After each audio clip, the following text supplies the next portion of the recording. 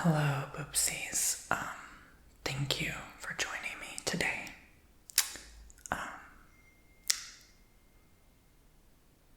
With a very vulnerable video. I've never shared this story in my whole life. Online, I've always kept it to myself. But something told me today it was finally time to share my story. I don't know, I woke up and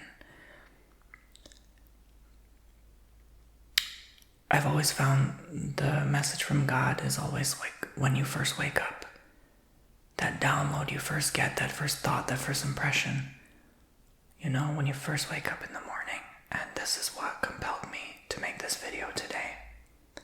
So let me begin sharing my story. So I'm gonna work my way up to it.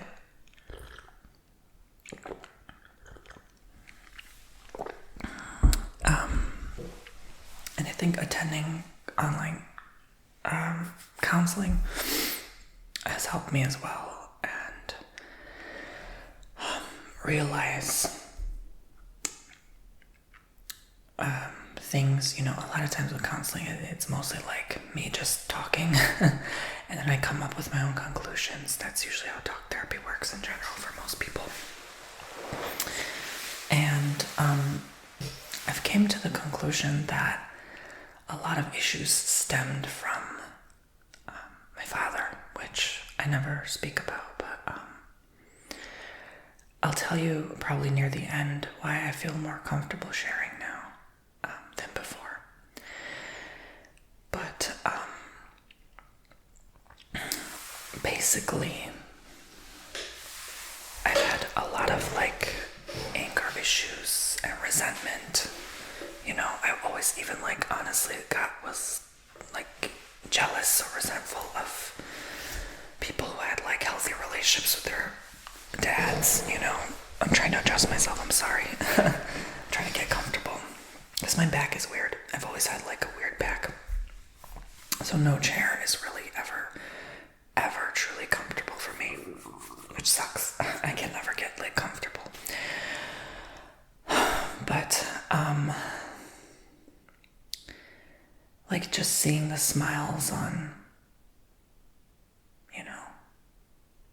going to friends' houses growing up and seeing them having healthy, normal, happy relationships with their fathers, deep down, I always felt jealous. I always wished their father was mine. And basically, my dad kind of grew up in an environment where he was not really loved. And he grew up in Macedonia, and he was basically kicked out on the street from a young age. I won't go into it because I can only say so much on YouTube, but someone, I think his mother, tried to give him something to him. Yeah, it was very toxic, and his father was just a drinker, heavily, and he passed away because of that. So that's my grandfather on my father's side. And he didn't really have a problem, my father, but I did notice sometimes he would overdo it. At certain gatherings, he would maybe have a little too much. And, I'm not surprised that partially passed down to me, because I feel like at one point I was starting to get a problem. Because it was always around me. It was easily accessible. I could afford it, and, every vacation, every holiday, every birthday, every week, it was always an excuse to, chug, chug, chug, burp. You know what I'm saying? So, it's really not funny. I just laugh because I always laugh through pain because it's a coping mechanism. But it's really not funny. I don't want you to think I'm laughing at people who have a problem or no. It's just because I'm laughing through my pain, because there's a lot of pain I carry within me, and that's the only way I can cope with discussing certain difficult subjects that are hard to talk about. So I also finally felt like this was a safe space to talk about this because, back when I had like hundreds of thousands of eyes on me every day online, before the TikTok, before all this, I didn't feel comfortable talking about it because even my family on his side found my videos. And so obviously, why would I talk, Why would I talk about them? That's gonna just, backfire. But again, I'll share why at the end, why I felt finally comfortable to share my story.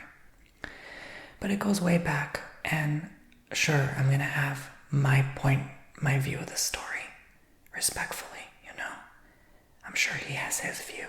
He probably didn't expect me to have my view because I never talked about it. I kept it to myself all these years. I mean, I barely even spoke about this with my family to begin with, so you guys are probably one of the first to hear, like, in depth,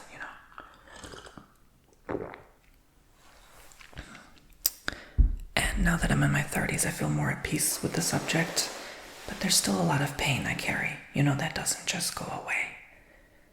You don't just take away all those years of pain and hardship. You can't just extract that from your soul, It's almost like it just etches in your soul somehow. Especially from childhood. And yes, I've had daddy issues, of course. I used to even date rich sugar daddies. That is a big fat sign that I've had daddy issues. Hello, pretty obvious, right? So, that stuck with me, So basically, for the most part, I would say he was a good dad where he never, hurt us, he never touched us, like stuff like that, He was just, for the most part, good in that department. He barely even yelled at us. I mean, it was just more mental, emotional, A-B-U-S-E.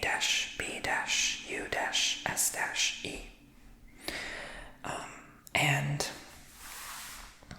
so I was always mentally tormented at an early age, at least, again, from my point of view. I don't know if he has any remorse for that or understanding of what damages he has caused. So again, this video is not blaming him either. I just am pointing out the result of who I am today. And so I've gotten already tons of work on healing the inner parent, hypnotherapy sessions, past life regression sessions, counseling appointments. Like, I've done so much of that already, which contributed to being more at peace and communicating about this issue in a more loving way than I would have before. And that's why I wanted it to be an appropriate time in my life, because I don't want him to be remembered with hate either. When his time is up on this planet, like all of us, I don't want him to be remembered that he was, a bad person. I would not wish that on anyone. I really don't. Because I feel like that's bad karma, and I definitely don't want to come back and redo all this stuff, So, but it's not even just about not wanting to come back. I genuinely feel this way. I genuinely do not wish him ill will. And I'll explain. So basically, because of his upbringing,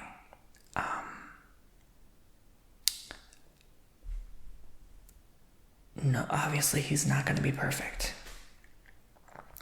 And I understood, not right away, not immediately, but after some time. I would say in my 20s, and once I moved out, I understood I had to move out because I had to understand from far away, from a distance, why his behavior was the way it was, why his actions were the way they were. And I had to get all sides of the story. My family side and other people who don't know about my situation, and I told my story. Because for me, it's very hard to keep things to myself. I can't just bottle things, So they never got the whole story, but they got a summary, because people get to know you, they date you, they want to be your friend, they ask you questions about your father, obviously. So you kind of, at that point, build trust and have no choice but to share. So there's nothing wrong with that. It's human nature to share. I don't believe in the whole keeping secrets all the time. That's not healthy. You can get a serious illness by harboring just so many secrets inside. It's just not okay. And we're human. We have to talk. God gave us 2 lips, right?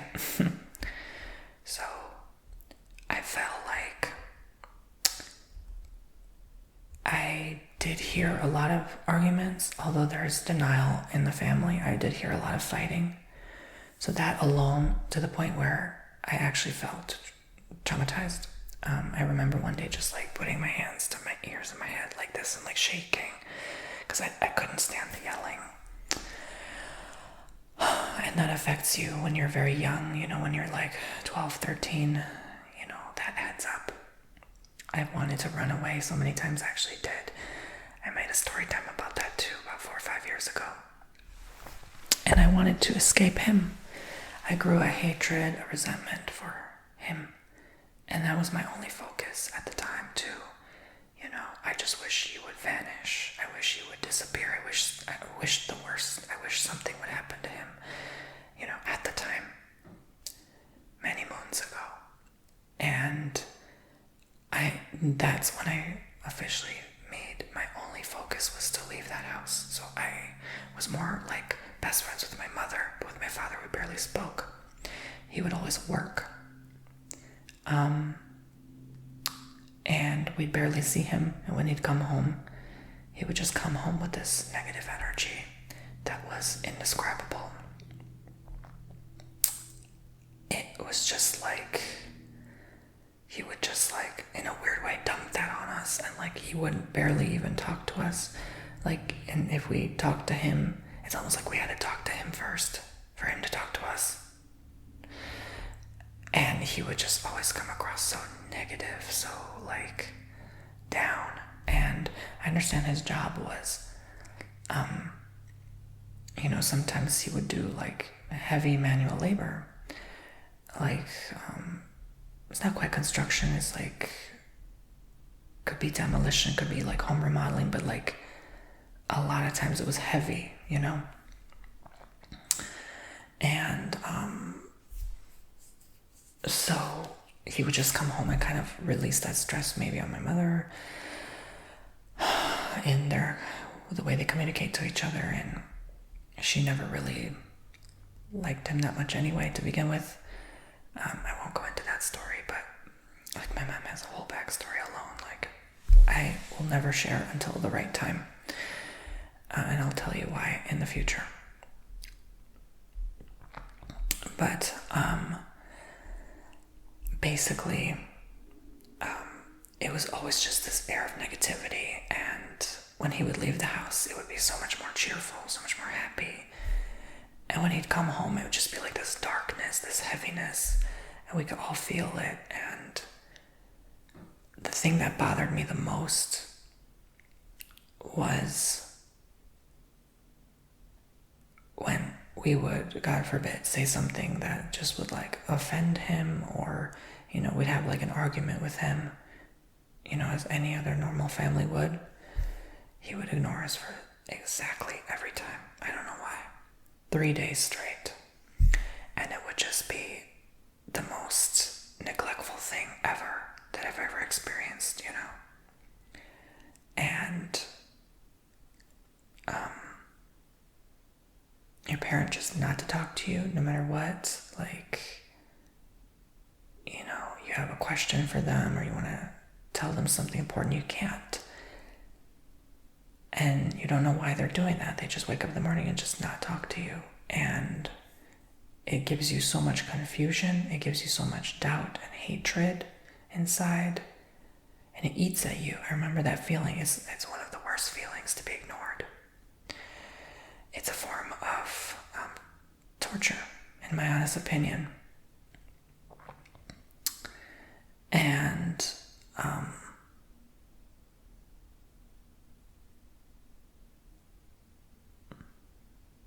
I feel like that replayed in one point in my life with an ex I had who ended up ignoring me for many months. So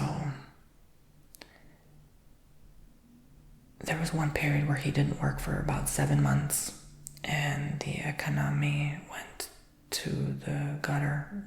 The economy, went to the gutter, and he was without work. He was doing very well until he wasn't. And he just, I guess now I realize, became horribly depressed. He never admitted it. He never would express his feelings. He would always keep things to himself. So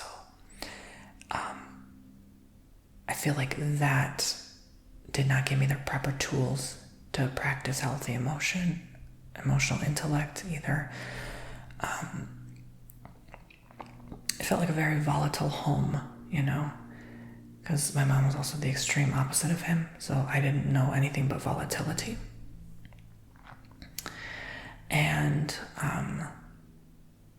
I didn't know about, grounding yourself, centering yourself. I didn't know about journaling. I didn't know, I had to teach all these things on my own, My family does not come from a spiritual background, So I've had to learn peace on my own, and through, friendships I've had that give me good advice. And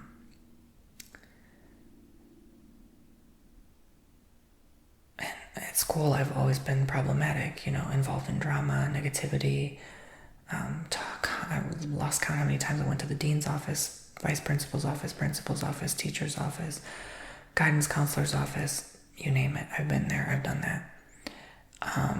Even talking to the F-B-I, literally, came to the school and had a talk with me about someone that, I won't go into it, but they did something they were not supposed to do,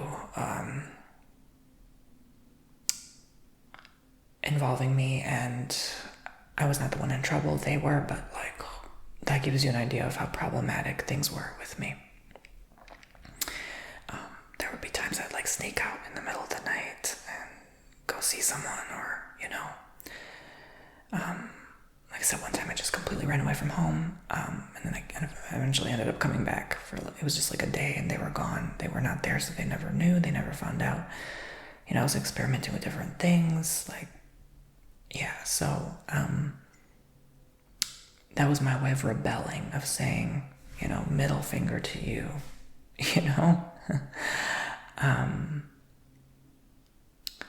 and to let that energy out somehow, because I just remember some days having fights with them, and I would just be on the floor screaming and crying and curled up and just shouting. When I get really angry, I just shout so much, I'm not even me anymore. Sometimes I would black out. I would have no memory. One time, my father ticked me off so much that I broke a plate with a fork. I just punctured the fork through the plate, my dinner plate. Went to the bathroom and screamed really loud, slammed the door, and I have no memory of that, barely. I was told what happened. Even to the point the lamp started to flicker. So, energy can move light, for sure. And I think that was my breaking point when I realized I have to get out of here,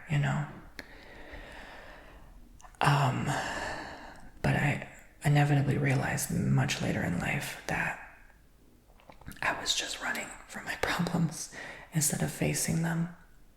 I was too cowardly to address. And sometimes I still feel like I am. And it's so difficult for me to really address certain issues without that, like, I guess, embarrassment involved with it, because it's such a taboo subject. It's so like, oh, you're just crazy. Oh, you just have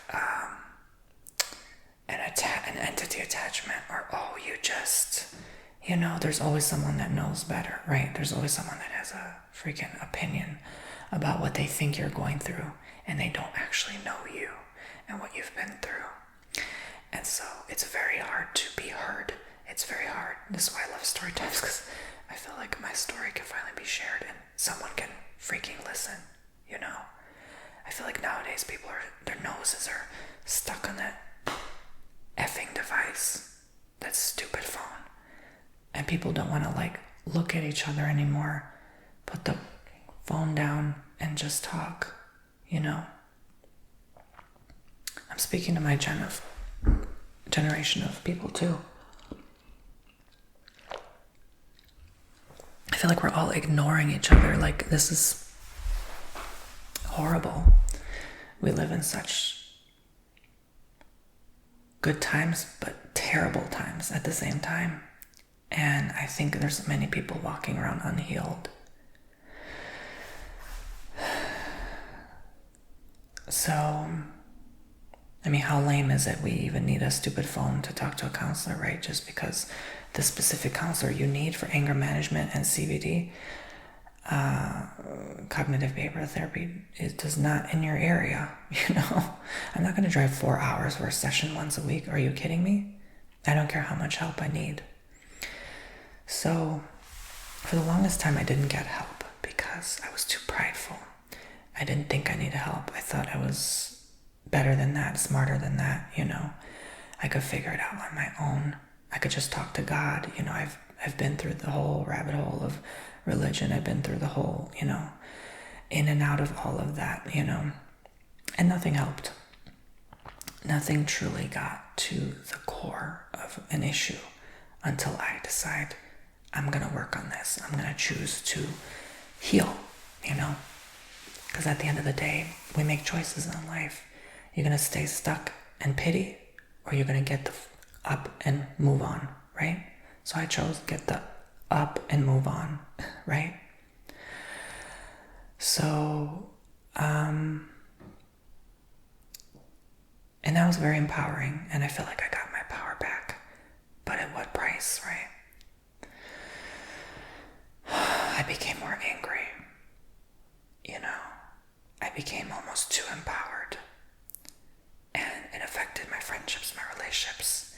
And so, not to blame one person, because I'm literally giving my power away to one person and blaming them for my problems. But I became so angry because I was walking around with this person, this inner parent in me that was telling me that I was being, this way or that way. And what I've recently discovered is that was probably the issue I've had all along with respect, because I struggle with respect,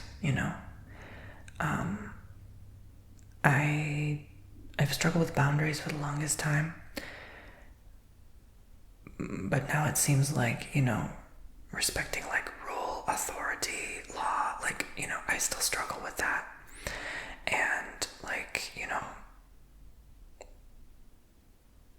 who's gonna tell me what to do? You know what I'm saying? I'm grown, I have my own resources, no one can tell me what to do, you know what I mean? So I don't ever let anyone really tell me what to do, and that's a problem, So let me continue where I left off.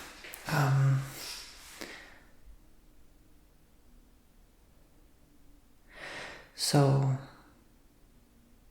that's all still work in progress. But this video is not about me right now. I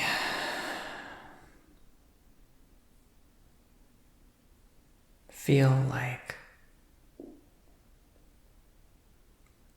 wanted so bad to win. I wanted so bad to,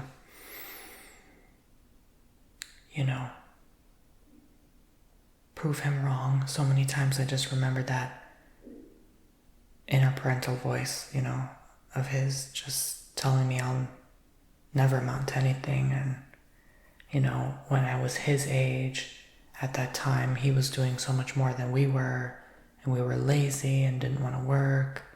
But that was far from the truth, and he didn't realize how much I was doing behind the scenes to make things happen.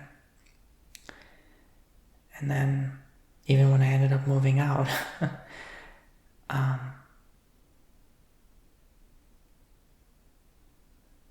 when I was 21,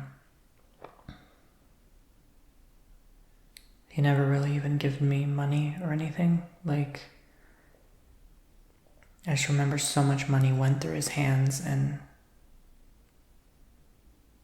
none of it really went to us, to the point where I even actually took a $20 bill from his wallet once, just to buy myself lunch for school and, make it through the week, because sometimes I'd be given $3.50, but that wasn't enough to feed me well, and I can't eat French fries and pizza every day. And in the meantime, we were in this $500,000 house.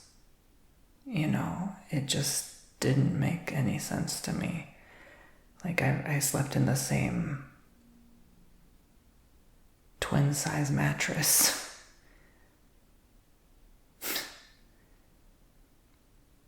Until I was 20, It didn't make sense, why he would just never invest in us. It almost made me feel unappreciated. And he would just count the vacations we took together as a family as the reward, but that's for selfish reasons, because obviously it's for him to vacation too, and I guess he didn't want to spend the money on a babysitter or whatever, or I don't know. So I always felt like I remember even asking once for a World of Warcraft subscription, and I asked again, and it was always oh, we don't have the money right now, for $15, really. I always felt come on, man,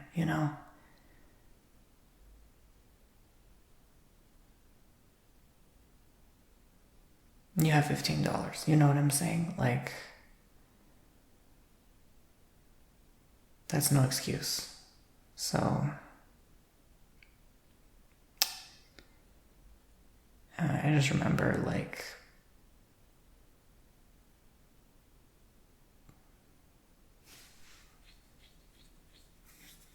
I don't know, even during Christmas time, one year, the gifts were pretty small, and I was grateful, but I was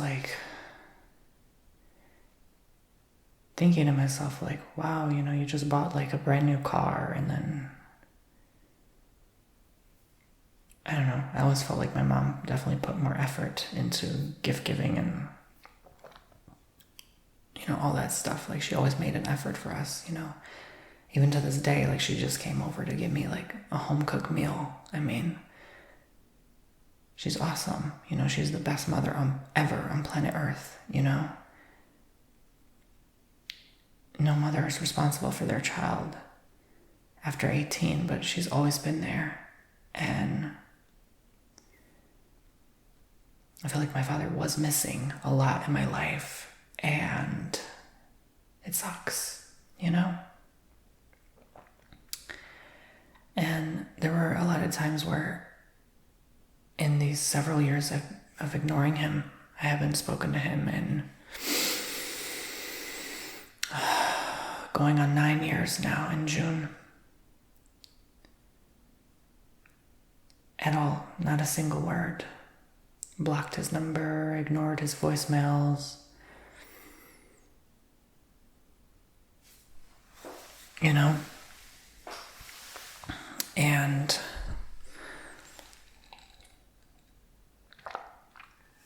you know, if you block someone on iPhone, the voicemail still goes through in a separate folder. So, my brother also has no relationship with him whatsoever for that time. I think he has more of a hatred for him than I do, but that's on him. That's his piece, you know, not mine. That's not my story to share. He has his reasons. His emotions are valid too. And my poor brother is going through it as it is. He's still dealing with retinal detachment in both eyes. So, for over a year now. So, you know, no one should be going through that at the age of 33. That's too young to be cutting your life so short in that way.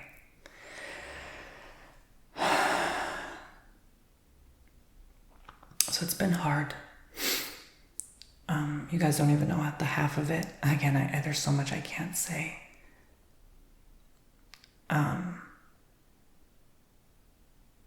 There's so much going on, you know. And I always put on a smile for the world, you know. I always have to do my job, you know.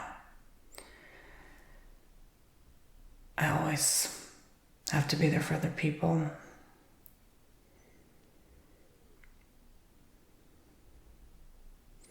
And that makes it difficult to be there for myself too. And sometimes I still fantasize running away and living in a foreign country and just never returning.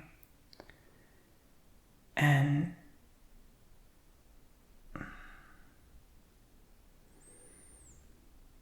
not necessarily never to be seen or heard from again. I don't want that anymore.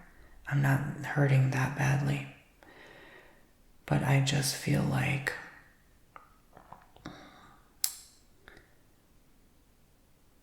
after a decade of constantly being on the go, constantly just doing things, I think it's time for a period of the opposite of that, whatever that may look like. I'm still figuring that out. But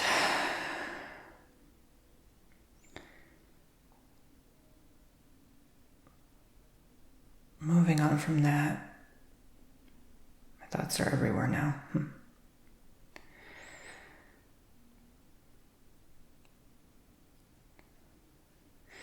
This man has finally left the country. So that made me able to share my story in peace, knowing that he is 6,000 miles away. And I can distance myself from this person further. He did come to my house unexpectedly one day when I was still at my old house. And he flew in and drove all that way just to, I guess for his own little vacation, of course, but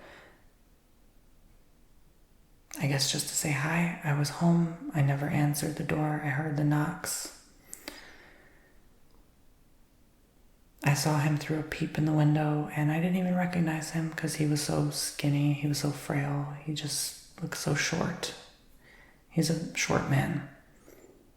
And his appearance changed completely. That was, when I saw him, I was saying to myself, I don't know who that is. Like, it didn't even cross my mind. Yeah, that was my father. Until my mom was texting me that he was texting her that he was there, and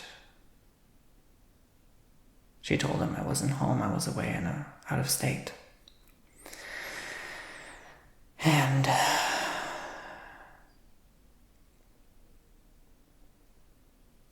he probably knew that was a lie because my dog was barking. So I had to put him in the other room. And he just kept waiting there and waiting there and waiting there. He wouldn't go away, and then he finally left. I told her I would call the police if he was still there. And he left, so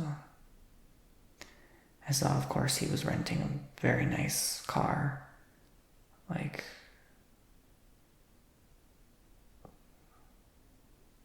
I guess he bought it, actually. It was no surprise. He was always very irresponsible with money. And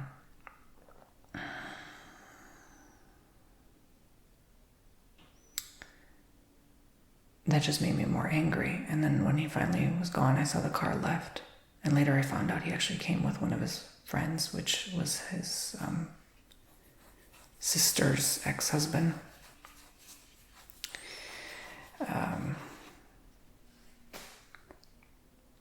I realized in that moment, like, his behavior never changed. He left a bag of photo albums and a note, a letter that he wrote in Macedonian, which I can read. And I burned the letter. And it felt good to burn that letter, because that was my way, symbolically, of saying, F off. And it was a way of cleansing and releasing all the past hurt. And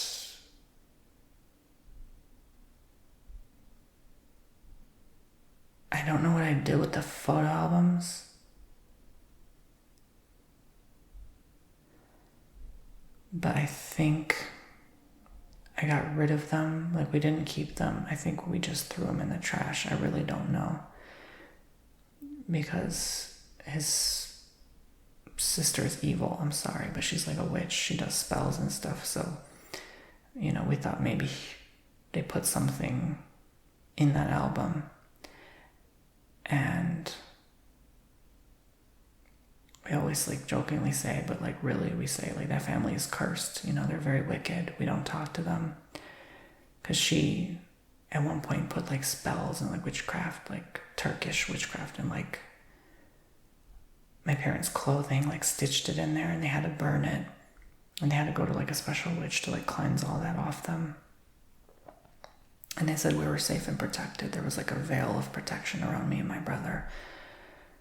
But my father had heavy, heavy negative energy, and she had to cleanse his head several times with this liquid. I think it was liquid mercury or something like that. She would just have a bowl of it and just spin it over his head.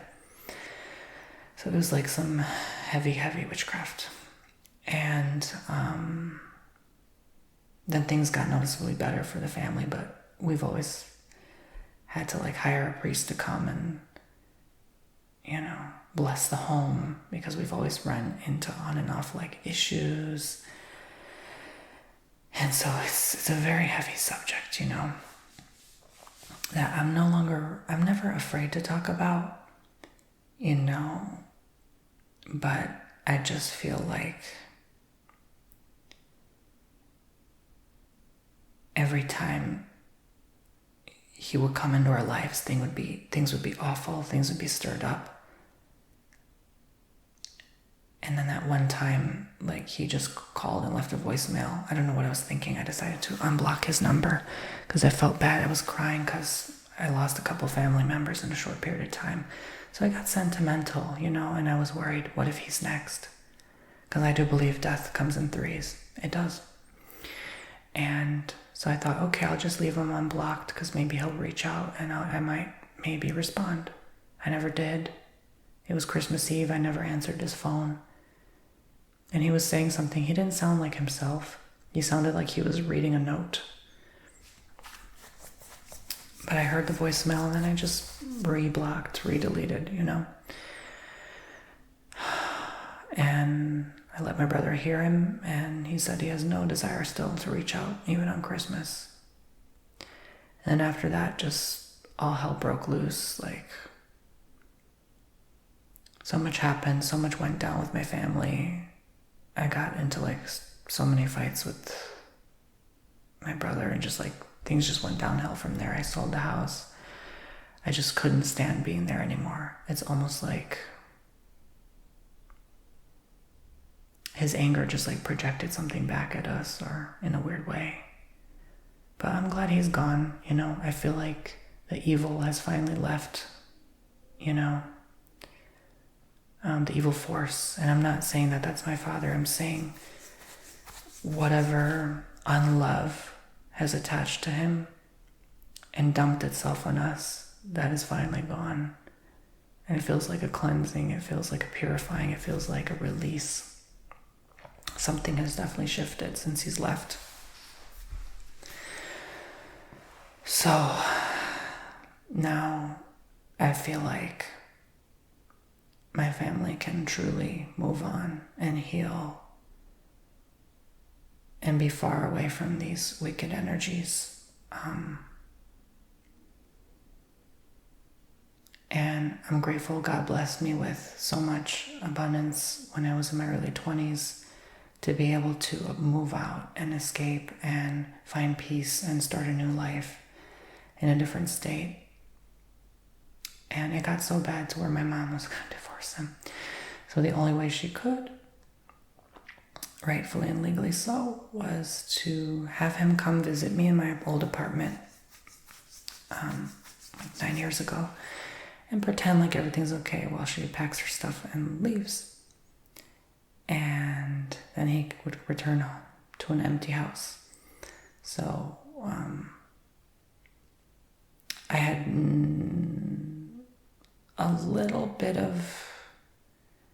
I felt a little sorry for him because I knew we were deceiving him. But I had to play it cool those 4 days he was visiting and pretend like everything was okay.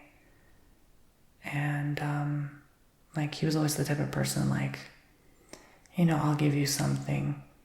But like he never knew how to express his love. So like before he left, he wanted to give me like $100. And I was just like, no, thank you. I make my own money. I never took it. And he was like, what's wrong with you? You know, I was like, I don't need anything from you. I don't want this. You know, I just stood my ground and I'm like, no, thank you. You know, I paid for my own meals, my own food. Like I didn't ask him to pay for anything. And part of that might have been like maybe like feeling a little bad for him, knowing that once he comes back home in Illinois, my mom's gone, all her stuff's gone. Like, you know, she found someone new. So, and they're still together to this day. And so, that was like a saving grace to her too, because she found a new job in a restaurant at the time and met her now husband, my stepfather. So he, with his behavior, was like very strange. Like he was like stalking them, and he used to hang out at that restaurant, but like he wouldn't go anymore. And he would like watch them through the curtains. Like just bizarre behavior. But like looking back, I mean, I would have been pissed too, you know, if I lost my partner 20 years and I was deceived. You know, that's why I say everyone has their side of the story, and I don't blame him. I'm not calling him crazy. I myself I'm not going to act like I haven't driven past exes' houses and given them the finger or blasted loud music, you know, just because I could, you know. Or just to see like who they're with now. Like, is there a new car parked there? Let me look up their license plate. Like, I've done a bunch of crazy stuff. Are you kidding me? Like, let me not sit here and pretend I'm high and mighty. Okay, so I feel like I definitely got that from him.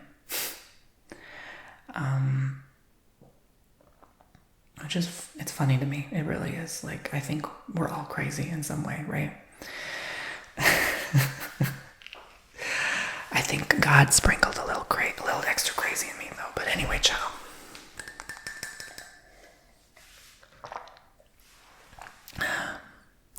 And that was normalized, you know. To you, it might not be funny. To you, be like, oh, poor Tony. But like to me, it's normal. It's been so normalized, you know.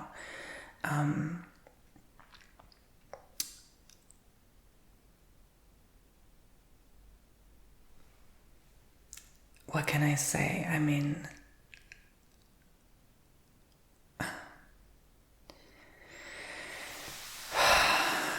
I've even threw a chair near him once, like, out of anger. Like, I still remember that.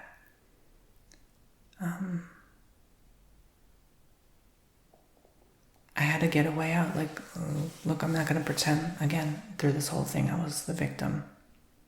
I had to survive for my own mental health and well-being. Like, we were all supposed to move out of this apartment after we lost the big house because he foreclosed. He didn't want to work. He didn't want to pay the mortgage. Like, through this plan through Obama, like, our mortgage got lowered from like $3,500 to $1,200, and he still didn't want to pay. It was just like ego and pride, so he purposely lost the house. And that still bothered me, even to this day. Like, why did you do that? You were working and just purposely spending all your money. It was just horribly abusive, And you applied to that program to purposely lower your payment, and you still didn't pay. And then you think you're going to be able to keep your house. No, of course, 2 years later, we had to leave. It was devastating. 7 years there, all our memories just like, nope, we have to leave now. Like, he invested so much in that house. And he even built like the basement, and just like, why would you put all that effort and just to like throw it in the trash? I think now I realize he probably felt like he didn't deserve it deep down. And I know that today because like, you sabotage when you feel like you don't deserve someone or something. He maybe felt like he didn't deserve my mother either deep down. And maybe he felt like a loser, maybe felt like a bum, and I feel like that sometimes too. I feel like a lot of those behaviors I can really see in myself as well.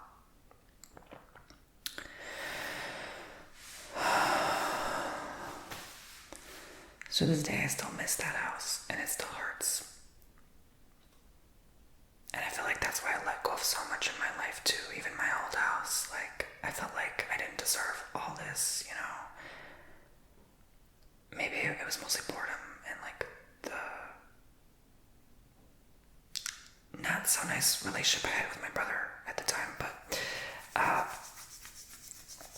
when I really did some deep diving, I realized, maybe I felt like I didn't deserve any of that, because that inner parent's always there telling me I'm not respectful, I'm being disrespectful, I'm this, I'm that. He's always telling my mom and people like, oh, watch out for this kid, Tony, like he's gonna end up doing some damage someday, watch out for this kid. Like, always something negative, never something positive, And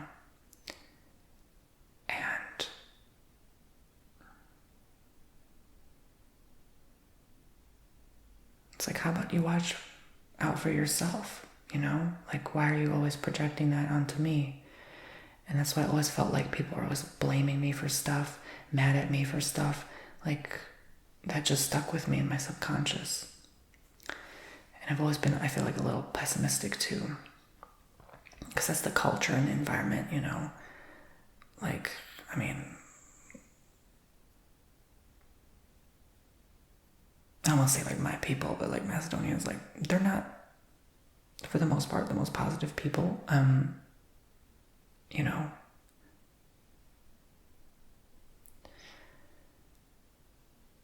The ones I've met, at least, they're not,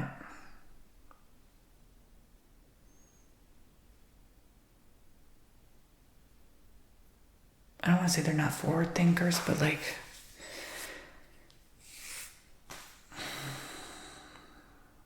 they're not as accepting, they're not, and even when I came out to him, I was told that I'm going to die, like, just the worst possible things. I was told I'm a disgrace to the family name. I was told horrible things. I had to like lock myself in my room and just like cry myself to sleep just to get some sleep. I mean, I was scared. I could barely sleep. He shamed me for my sexuality. He didn't understand it. He hated it. He said it's just a phase, a stage, so not only that, when I was 14 and coming out, that really solidified my anger to him. And that's when I was like done with him. A big reason I went to college, I stayed in a dorm room in the university. I had just skipped right ahead. I didn't even go to community college. I just skipped right ahead to university because I was like, I want to get the freak out of here. And that gave me a way to live cheaply in the city and be away from him, you know, basically for free, you know, because it was through like student loans and grants. So, you know, I had a free year basically of rent and to live on my own and be away. So like I did that for that, not for the education, you know. What I was going to tell you guys, I kind of manipulated my way out of there too because I had to save money. I had to be strategic and quiet about it. So we kind of agreed after the apartment to get this house, right? It was a very old, like 100-year-old house, very tiny. And I knew deep down I wouldn't be there long, but I told him like, okay, I'll pay like $500 rent just for my room. I never paid rent, you know, I always made excuses. But secretly I was stashing and saving money. And I knew he couldn't kick me out because my mom were there, my brother was there. He's not going to kick me out, you know. So I would agree to help out with food sometimes, but that was about it because I was still at an age where I'm like just barely starting my career and barely just making money, you know, just enough to get by.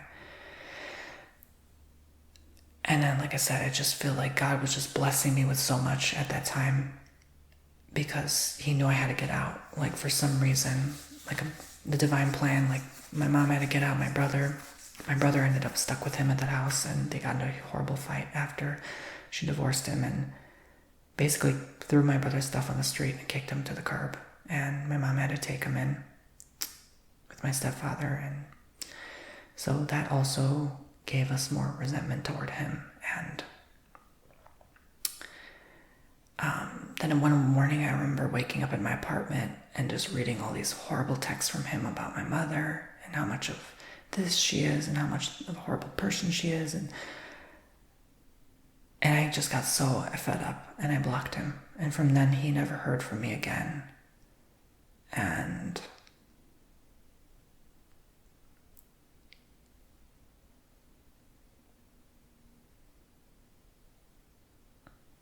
he tried to manipulate it in a way to make my mother look like the villain, you know. So that's my story.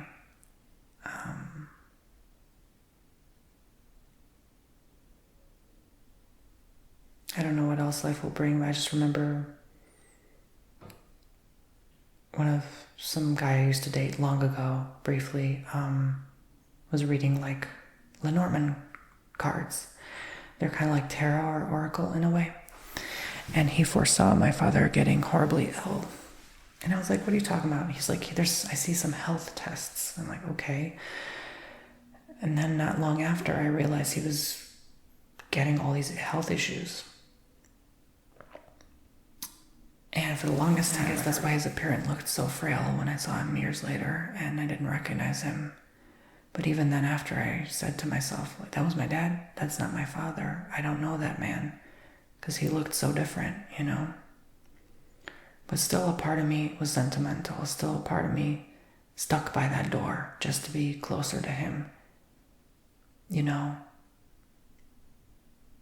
A part of me still reached for that door handle but never opened it. I stayed quiet as a mouse because I was scared. I didn't know what to expect. And part of me still hoped I could give him a hug once more, you know. And people have always told me, like, what if he's on his deathbed? Are you going to go see him? I don't know. Probably no. Probably not. Now at this point, it's just been so long. I'm a completely different person. So is he. And there's just nothing to say. There's really nothing to talk about anymore. I guess to a core essence there is, right? Because I've talked a mouthful in this video. But I just feel like there's nothing for me to say. I'm at peace, and I just wish I never went through what I went through. Life can be so challenging sometimes. I feel like I got the short end of the stick in that department, for sure. There's a lot lacking. There was never a strong male parent role in my life that can discipline or teach, like, no, this is not the right way. This is how you deal with anger. This is how you work with,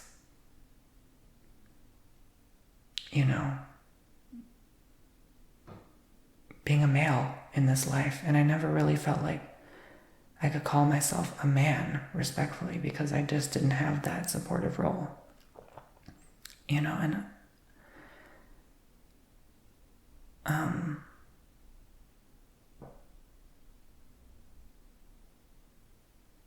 it's important to have your parents, for sure, and I think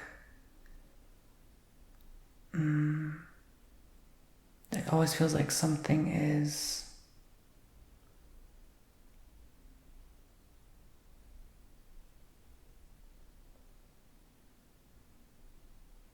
I don't want to say it feels like something's missing. I really don't feel like that, but it feels more like what could have happened, where I had to have a completely normal, healthy relationship with my father. Like, how could that show up in my relationships in my life?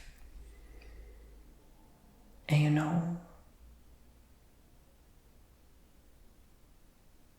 I guess the weirdness of not only really having friends, but like one of your parents either.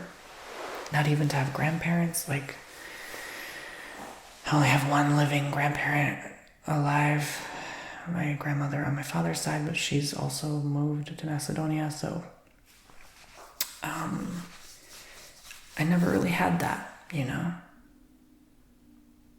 and the relationship with them was torn long ago.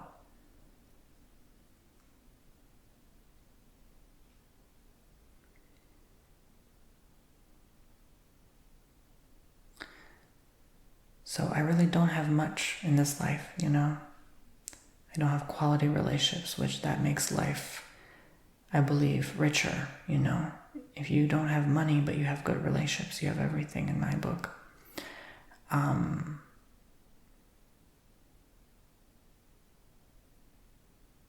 This is a solo journey, His family is important. And at the end of the day,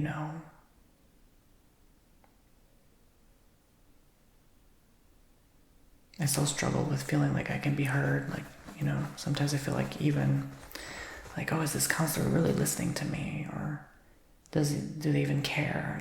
I still struggle with that, those doubtful thoughts in my mind.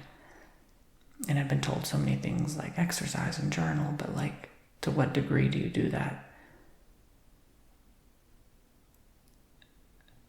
I mean,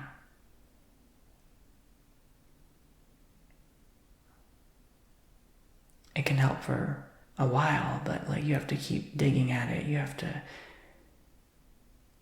keep willing to make changes, and it's just exhausting,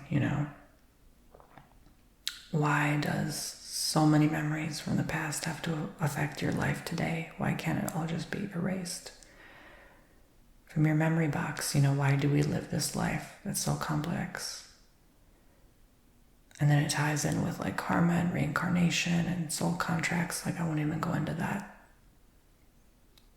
because we all have so many different beliefs.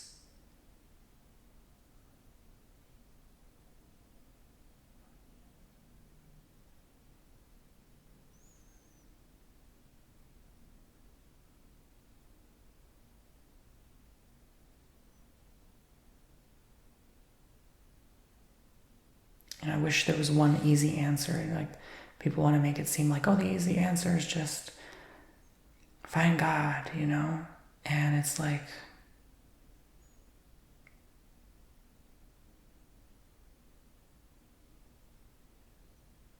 How do you know that? 100%. Have you just convinced yourself that you can hear his voice? How do you know that 100%?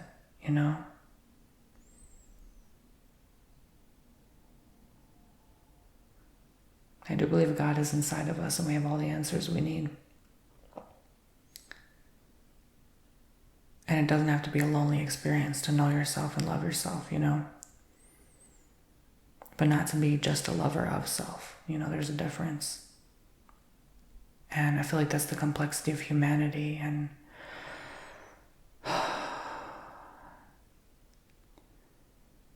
we're coming into a time where we're creating a being, an entity that's literally going to outsmart us times 10 billion plus pretty soon. So maybe will that thing help us find ourselves again or know who we are, or is that all bad as well, I don't have the answers. All I know is, and neither do you, as much as we want to convince ourselves we do, we don't. I think we need to stop lying to ourselves. But whatever gives us peace, right?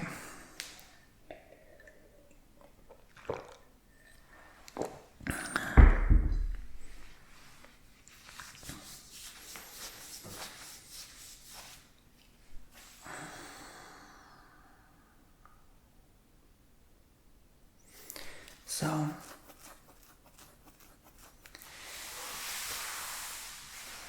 that's all I have to share with my story. Thank you for watching. This was a lot smoother than I thought it would have been.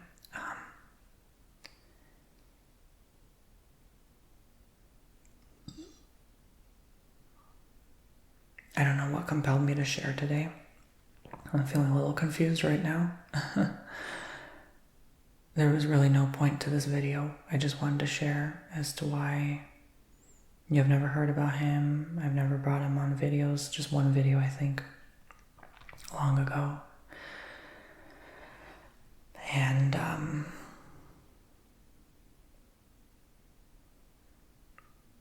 why I choose to remain silent. I've heard horrible stories about him in the last couple of years. I won't even go into. He's done so many horrible things in the last couple of years. I won't even go into.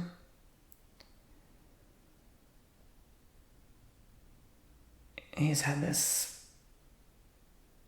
wife that he now divorced, and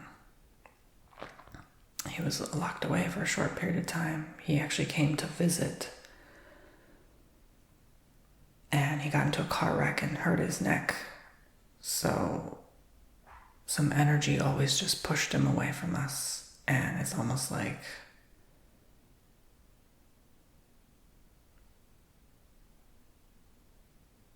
maybe he did that for a cry for attention. I don't know.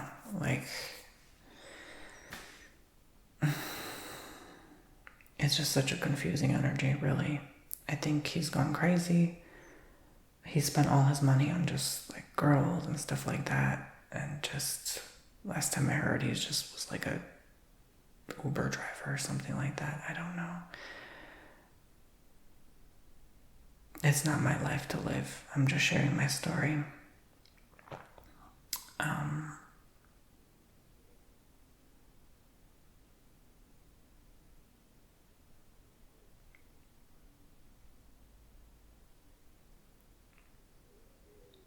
So it makes it, I feel, maybe very hard for me to truly trust people. I'm always skeptical, in relationships, friendships. Because what if something goes wrong, or, I end up ignored, or, I come across the wrong way. I don't know if all of that is because of him. I don't want to give anyone that much credit, but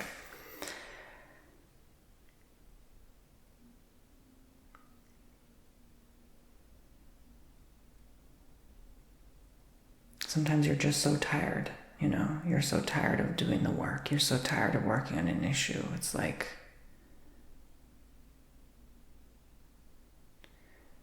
part of me is in rebellion. Like, no, I don't want to journal right now. No, I don't want to exercise more right now.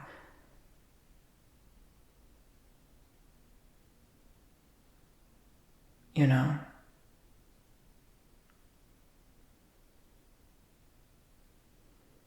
I think this is something I always brush under the cupboard, so to speak. Like, something we just don't talk about, you know?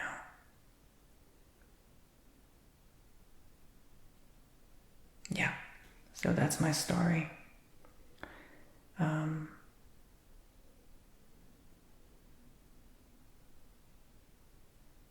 not ashamed or embarrassed to talk about it, but it's just maybe shocking for some of you who didn't know my story. So, what I went through with this person. And that was always inside of him, which was scary. If I told you everything,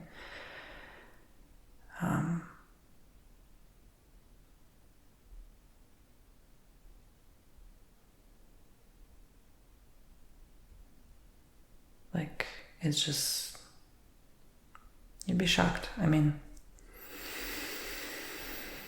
so,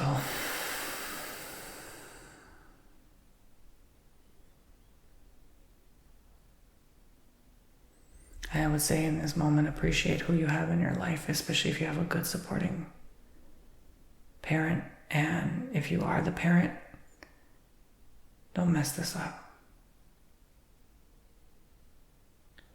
And yes, do this for them, but also do this partially for you too, right? Like, don't ever neglect your needs too. And that's hard to say because I always felt like my father fulfilled his needs. Like, when he was without a job for 7 months, like, all he did was just sit on the couch, watch TV. And that was horrible too, because like, he barely spoke to us, didn't even really make us food. We had to dig in the fridge and figure it out ourselves. And like, I didn't just like, you know, my mom had to work to pay the bills, so I didn't just have someone just cook us breakfast. We had to figure it out on our own. And there'd be times I would just like secretly like put extra spare change in like a big jar and ride my bike to the nearest bank, which was like 15 minutes away, and deposit the coins, transfer it into cash, and then buy myself food. I walked to the Walmart next to the bank, and that's how I'd figure it out. We didn't have transportation. He never bought us a car.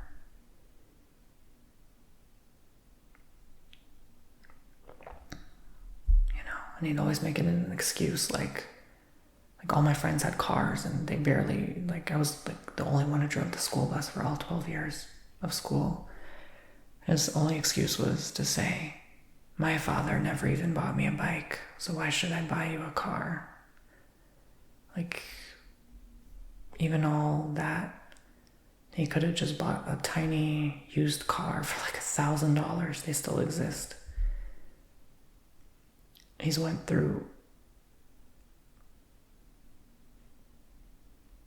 you know, millions of dollars in his hands over all those years, and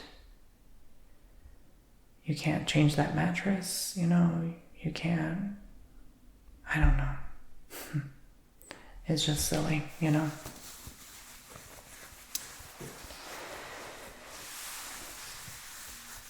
And I feel like we're still spoiled, you know, in this country. You know, I have no right to complain, you know. My counselor said yesterday, like, as long as we have roof over our head, food to eat, and, you know, your partner by your side or whoever, you got it better than most, and you know, really have no right to complain. And I think that puts things into perspective. And I think life slowly damaged him to show him his actions were hurtful. And things slowly got worse with him. He lost that house, you know, that after he kicked my brother out, he didn't pay the rent. And thank God. I think God has always been with me because he somehow removed my name completely from that lease. But my mom's and my brothers were still stuck on there, unfortunately. So they've had to make payments until the lease expired, I think it was.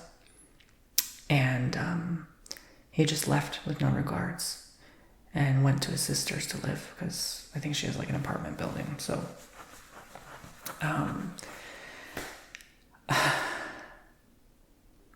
very selfish. And he had bought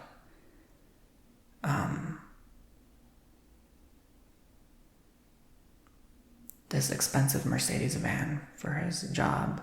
It was always an excuse like, oh, I need this for my job. No, B word. You want to drive luxury. That's why. And my brother's name was as a co-signer. And so he stopped making payments, risking my brother's credit. And he used that as bait to say like, yeah, like, talk to me or I'll like stop making payments. And so they basically had to beg him to just sell the car, the van, and he finally did. He's had like a really nice Mercedes-Benz that got taken. I remember just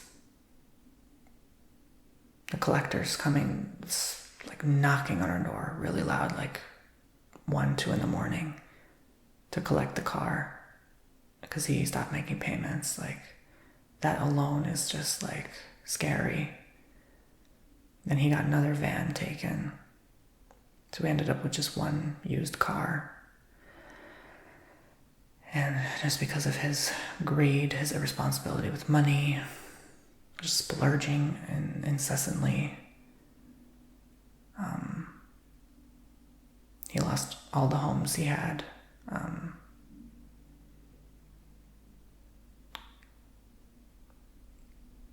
He just lost so much. We had a couple other properties, just like,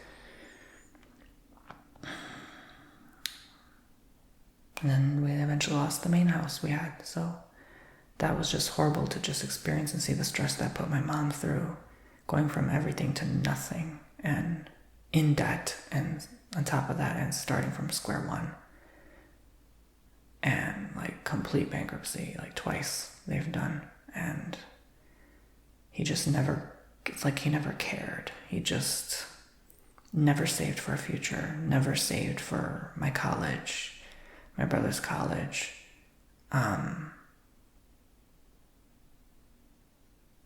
So we already I had to start from scratch, basically. I started off already on the wrong foot. Had I had all those resources, I would be much further ahead, you know? And that made me envious too, like kids who was always like, even my roommate just like calling. I still remember this, like I was asleep and it was like a closet-sized room, literally. He was just shouting on the phone, like, where's my $9,000? I put that toward my next semester. And I was like, lucky you, like thinking to myself, like, lucky you that you, kiddo, have $9,000 from mama and papa that you could just put, you know?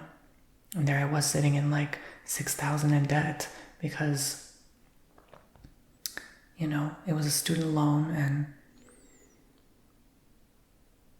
like I didn't just have someone to just give me $9,000, like boo-hoo, you know? I wanted to tell him, like, cry me a freaking river, right? First world problems. So that made me resentful after a while of like people who even had like a lot of wealth or a lot of resources, a lot of money. It was just like, because we were pretty much there at one point and then we just lost it all. And it's like, it made me mad, you know? It made me angry seeing people doing well and genuinely happy and having like healthy relationships and connections. And I was horribly depressed and no one to talk to about it, really, besides a couple friends. And even then, they were just looking back, I'm like, oh my God, they were just like 14, 15, 16, like, how are they going to know how to help me through my problems, you know, when they're dealing with their own teenage hormones? So it's like, I've had to figure it out on my own, and that was difficult.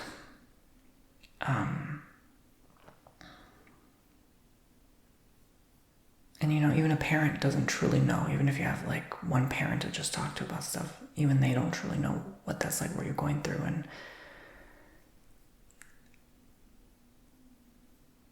God bless my mother, but like, yeah, I felt like at the time, even she was kind of venting to me a lot about him. So I just learned to be the parent, right? After a while, I learned to take on a lot of people's issues and try to help them through it. And so a lot of it was on me, unfortunately.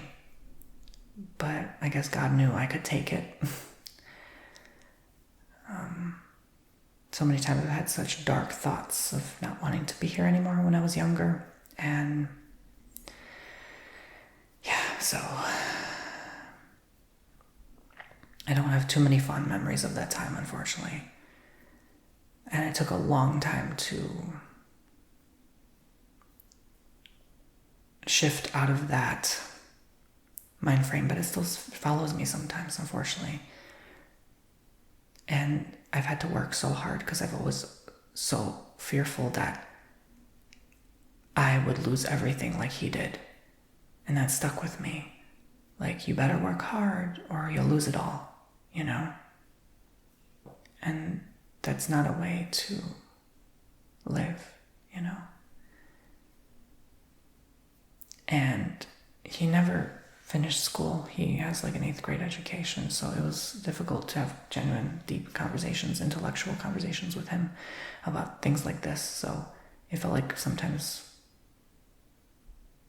kind of like talking to a wall, sort of, kind of, which made it more difficult.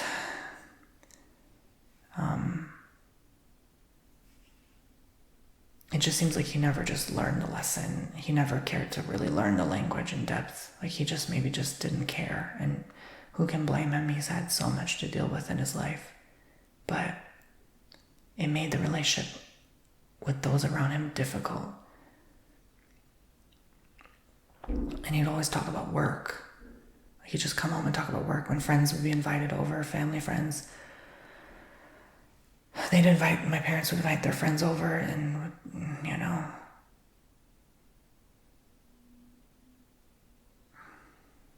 I would go play with the kids of those parents, kids they brought over, and before they leave, my mom would always tell me, oh, all he's doing is talking about work. Like, even my friends are starting to tell me, like, hey, why is this man only talking about work? Like, let's talk about something else.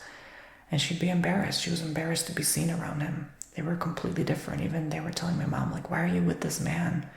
Like, they said, he's just so bizarre. He's just so different, He's complete opposite.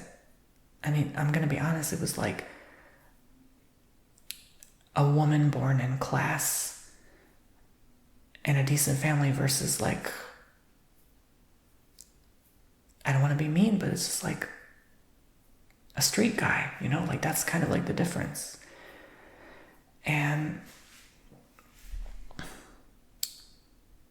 I won't go into why my mom chose him, because that's not the point of this video. But what I will say is that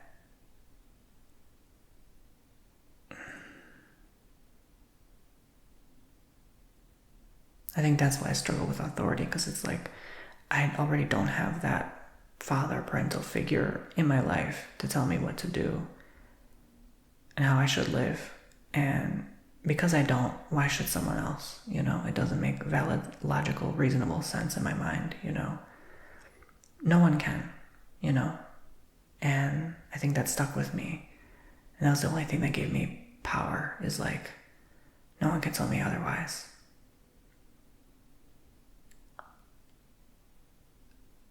Is that a good thing? I don't know, partially, but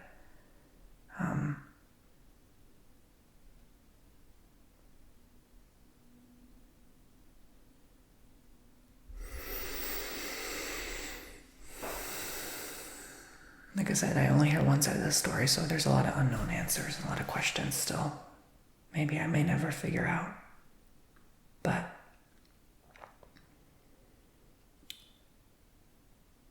My mom's side of the family is just wonderful. My father's side is just horrible. So I feel like a mix of both. And I think that's just the perfect recipe to make me who I am today. You know? Perfectly human, perfectly balanced and normal. Even through adversity. And it already is difficult enough to have family coming from another place in the world. And inviting friends over and all them always pointing out, oh, they have such thick accents, and oh, why are you guys so loud? And like, oh, I can't understand what she's saying. What did she say? Like, that already makes you feel alien as F. But to be gay as well, and to come out at such a time where it was, like, what's the right word? Taboo to be gay still. Like, I mean, that alone just made me feel so isolated, losing friends because of that. And I know I'm only talking about the negatives in this video, but I feel like all of that had to happen to make me stronger. And even to, be one of the first to do ASMR, like, it was always like one of the first to come out, in my school, one of the first. There were only like 2 gay kids in my school max, like literally, or like openly, It wasn't that big of a school, so, and just to be so different, and, like a gay Macedonian in northern Illinois, I'm on the border of Wisconsin, like, I felt like an outcast, and I really didn't have many friends. And I lived like 3 lives, literally. Like, I would just come home and speak nothing but Macedonian. I'd go out in the world, speak English. Like, it was just so different culture. Like, I remember I just come home and I smell home cooked meal, for lunch or dinner sometimes. And like, you go to school and you smell that like fake artificial, like American food. Like, it just almost like to the point of like, it's off-putting to me because I'm so used to, God bless my mother, but like when she was home and not working, I'm so used to having like natural home-cooked, fresh, delicious meals, like with real like fruits and vegetables, not like frozen foods, like nothing like that, So that alone is a complete shock to me. I've been to Macedonia 5 times for a total of a year. Macedonian was my first language, so, I feel like we need to start listening to people more who come from a different place, because they have so much to share, I'm reading a book called The Light We Give, and it's this guy that's in the Sikh religion, Sikh. They have the turban wrapped around their head. And it's so fascinating, and seeing the adversity he's been through, and it's just, in an odd way, relatable, but not that much, because like people don't see me and go Macedonian, they think I'm white, which I am, but am I? You know what I'm saying? Or Caucasian, I guess is the proper term. But I never felt that way. I don't openly really identify as that, so that's difficult for me too, I'm still working on that. Like, who am I? I guess how people perceive me as. And I've always felt that way. Like, I am who people think I am. Because I'm online, most of my life. And online is the only ever place I felt most welcome, most loved, most appreciated. Because online is everywhere and everything. All walks of life. So that's why I felt like it was a safe space to share today, but I think I made this long enough. I love you guys so much. Thank you for listening to my story. Please tell me your story in the comments if you'd like. And I'll give your comment a heart. Thank you. Commenting does help the algorithm, so thank you guys. And make sure you check me out on TonyBomboni.com to help support my channel. And subscribe if you want more story times like this. Thank you, truly. Thank you for allowing me to share my story and get some things off my chest, finally, once and for all. I love you all. Bye-bye.